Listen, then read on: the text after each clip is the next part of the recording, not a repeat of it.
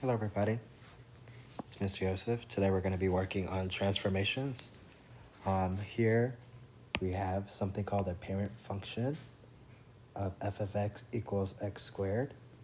So what a parent function is pretty much the most basic type of a specific function.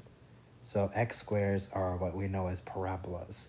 So we're going to draw a parabola that hasn't been stretched, compressed, moved left or right. So all we do is we plug in the points. So this would be f of -2 equals -2 squared, which is 4. Because -2 times -2 is 4. So that's why this is 4. F of -1 equals -1 squared, which is -1 times -1, which is 1. And if we keep going, this is our results. I'm going to go on my graph, 0, 0, 1, 1, -1, 2, 4, -2, 4. I probably could do a little better than that. So let's do this. There we go. And this is our parabola. So this is our parent function, once again, has not been transformed at all. So now, this is our f of x, and we are introduced to a new function, which is called g of x. And for g of x, there has been some transformations that we need to discuss. So, a couple things. When something is in front or behind and it's not around the x, this is going to affect our y values. So when I see a +3 on the outside, this means my graph is going to shift up 3. When I see a negative in the front, this is going to reflect over the x-axis. And if you think about this, if I just made a random graph that looks like this, and I took all the y values and I made them the opposite side, well, of course it's going to flip like that because I'm not moving my x values. I'm just multiplying all my y values by -1. So that's why it flips over the x-axis. The part that is a little strange is this part right here, this 1/4 x. So I'm going to tell you that this is going to be a horizontal stretch of 4, and this is going to affect our x values. This is our y values. I forgot to write it. And this is the y values. So for now, you're just kind of taking my word, especially for this one. Like, why is this a horizontal stretch of 4? I'm going to try my best to explain this. So what you always need to do first is we just need to start with our parent function, which is -2, 4, -1, 1, 0, 0, 1, 1, 2, 4. Once again, if you're asking me where do I get these points from, I'm just copying it from up here. So this is what we're trying to do. And let's focus on our x because it's the most confusing part. Our goal here is, I know if my x is -2, that is going to get me a 4. So when I have this new function, which is g of x, I want to figure out for 1/4 x, what does 1/4 multiply in order to give me -2? Once again, for my new function, I'm trying to ask 1/4 times what x value is going to give me -2. In order to figure out the answer to this question, I have to multiply by 4. And I get x equals -8. And if I do f of 1/4 times negative 8, do we see how that gives me f of negative 2, which is what I wanted to happen. So what we're saying is our initial x value was negative 2, and now it became negative 8. So my x values are stretching out. So this is negative 8, and so that's why for f of 1/4 x, I say that this is a horizontal stretch of a factor of 4, because it doesn't, we're not decreasing the value here. This actually is expanding our x value. So once again, if I want to, can I do this for every single one? I can do 1/4 x gives me negative 1. What do I need to multiply 1/4 to give me negative 1? Well, multiply both sides by 4, and you get negative 4. So instead of showing my work for all of these, I know just to multiply by 4. So I get 0, 4, and 8. And I am done with my x values, because those are the only things that I did that affect my x values. So next, I move on to my y values, or in other words, my outputs. So I did two things to my outputs. I multiplied it by a negative 1, and then I shifted it up by 3. So if we think about the order of operations, or in terms of solving an equation, we would have to take care of this negative 1 first. So the first thing is negative f of x.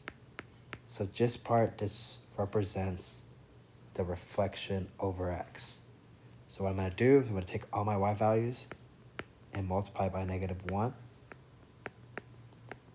And this is what I have. And then next, I'm going to do f of x plus 3. So once again, I'm shifting the whole graph up 3. That impacts my outputs. So I just add 3. Negative 1, 2, 3, 2, negative 1. And my new points, which I will highlight in yellow, is negative 8, negative 1, negative 4, 2, 0, 3, 4, 2, 8, negative 1. So once again, before I actually plot this, let's think about what we think was going to happen. We see that our x values are getting stretched. So we should expect the x values to have a wider range. We should expect this parabola to be flipped and then to be shifted up 3.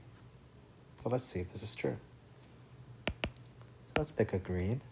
So negative 8, negative 1, 6, 7, 8, negative 4, 2,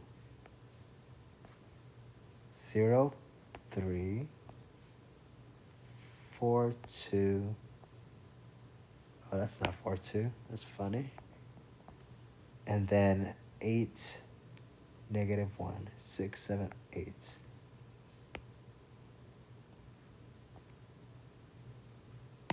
So close. There we go. And as we can see, everything we described happened. Our x's stretched. It got flipped, and then it got pushed. So that is how we do our first one. This next one, which will be my last example for this, is where it gets interesting. So once again, let's be comfortable first, which is negative 4. We know that this means down 4, and this affects our y or output. This next part is when it gets hazy. I know what we want to say.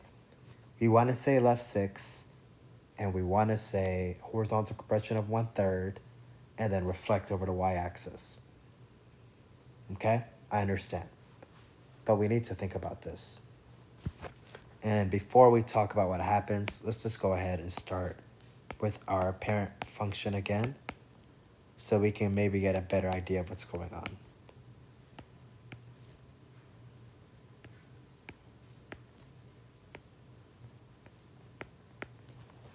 So before we talk about what happens, let's think about it. We have negative 3x plus 6, and we want this to equal negative 2. because that's what we talked about before, is for our new function, we want the inside part to give us -2, so it will give us a 4. So when we're doing this, I am not going to simplify the math.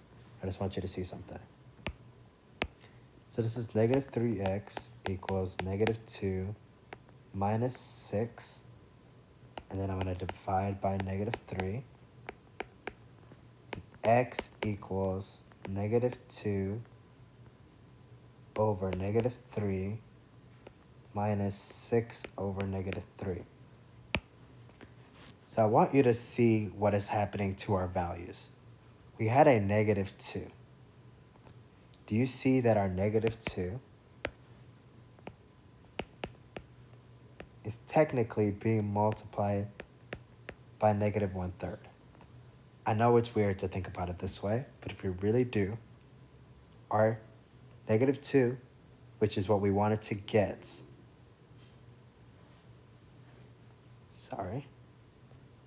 can we see that it's being multiplied by -1/3? And then once we multiply by -1/3, we are going to add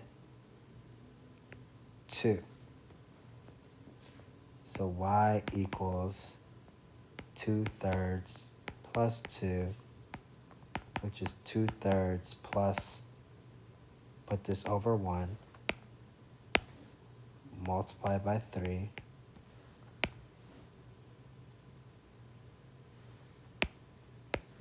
you get 6 over 3, we get 8 over 3. So we're going to get 8 over 3. And why throughout this process did I write y instead of x? I apologize. So what I'm trying to tell you here is we pretty much multiply by -1, multiply by 1/3, and then added 2. So what does that mean? So instead of showing you all that, which was a lot and can be confusing, what we tell you is, look, if it's in this form, this doesn't mean left 6. Because what we really did was we went right 2. Let's talk about how we get that from here. So what you're going to do is you're going to factor out a 3. And this is going to become x minus 2. And the reason why this is if you do this, that's -3x. And if you do this, that's +6.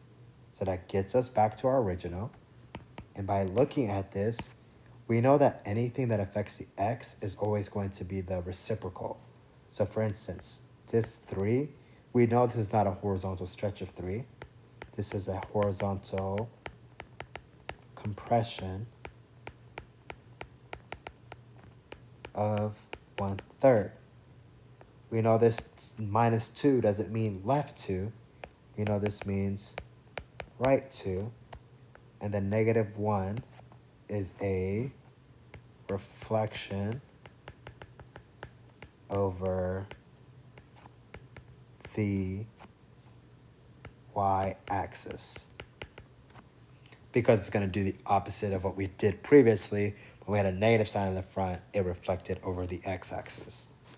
So how does this have anything to do with what I did down here?